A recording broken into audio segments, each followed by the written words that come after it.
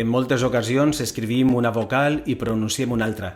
Passa en valencià en moltes paraules. Per exemple, escomençar, escoltar. El que diu el llibre d'estil de la Corporació Valenciana de Mitjans de Comunicació és que la E inicial de les paraules començades per en, em, es i ei pot pronunciar-se com una E o com una A, entendre o entendre, emportar-se o emportar-se, escoltar o escoltar, eixugar o eixugar. Si apareixen aquestes paraules en algun text que hem de locutar, coherència, elegir una forma i mantindre-la al llarg de tot el text. D'altra banda, en registres formals, aquelles paraules acabades en aixement o eixement, com per exemple naixement o reconeixement, mantenen la pronunciació de la E.